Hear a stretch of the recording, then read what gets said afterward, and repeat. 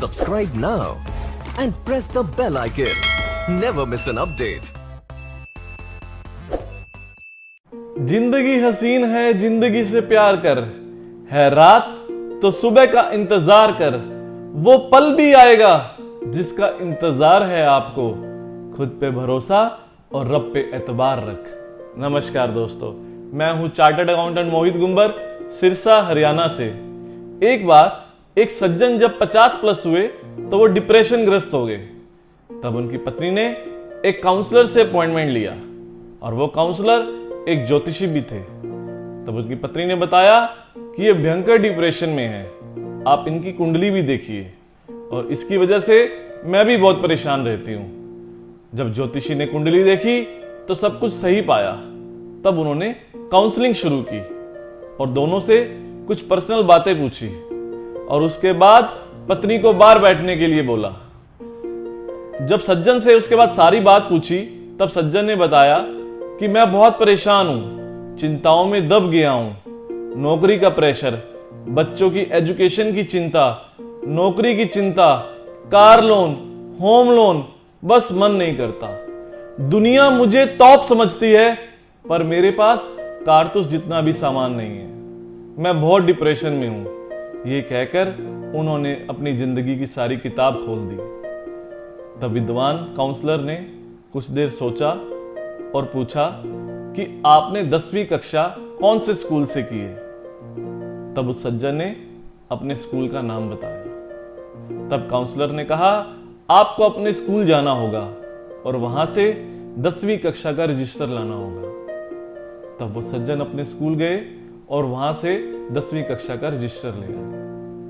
तब काउंसलर ने कहा, अपने साथियों के नाम लिखो और उनके वर्तमान हालचाल की जानकारी लाने की कोशिश करो और वो सभी जानकारी एक डायरी में नोट करना और 1 महीने के बाद आकर मिलना। कुल 4 रजिस्टर थे, उसमें 200 साथियों के नाम थे। दिन रात मेहनत करने के बाद वो 120 साथियों के बारे में जानकारी इकट्ठी कर पाए। आश्चर्यजनक 20% लोग मर चुके थे, 7% लड़कियां विधवा और 13 सेपरेट रह रही थी। 15% साथी नशेड़ी निकले जो बात करने के योग्य भी नहीं थे और 20% साथियों का कुछ अता पता नहीं चला। 5% बहुत ज्यादा अमीर निकले और 5% इतने गरीब निकले कि पूछो मत। 6 से 7% लोग दिल की बीमारी, अस्थमा के मरीज निकले और 3 से 4% हाथ की हड्डी, रीढ़ की हड्डी की वजह से बिस्तर पर थे और 2 से 3% लोगों के बच्चे पागल और निकम्मे निकले। एक जेल में था और एक 50 की उम्र में सेटल हुआ था और अब शादी करना चाहता था और एक अभी तक सेटल नहीं हुआ था और 2 तलाक के बावजूद तीसरी शादी की फिराक में था। 10वीं कक्षा का रजिस्टर सभी के भाग्य की व्यथा सुना रहा था।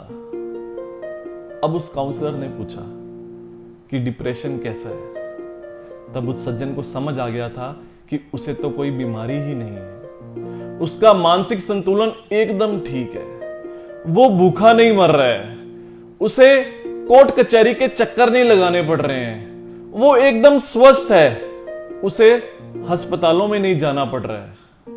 उसे ये बात रियलाइज हो गई थी कि दुनिया में और भी बहुत लोग दुखी हैं और मैं तो बहुत ही भाग्यशाली हूं। दोस्तों, क्या आपको भी नहीं लगता कई बार हम भी बिना वजह से अपने आप को तनावग्रस्त कर लेते हैं? अगर हम भूखे नहीं मर रहे हैं, हमें कोर्ट कचहरी के चक्कर नहीं लगाने पड़ रहे हैं, हमें अस्पतालों में नहीं जाना पड़ रहा है, हमारे दिन रात जेल में नहीं कट रहे हैं, तो इस सुंदर जीवन के लिए भगवान को धन्यवाद देना ही सर्वोत्तम है। क्या अभी भी आपको लगता है कि आप डिप्रेशन में हैं? तो जाइए, आप भी जाइए अपने स्कूल में और वहां से 10वीं कक्षा का रजिस्टर ले आइए। धन्यवाद। Subscribe now and press the bell icon. Never miss an update.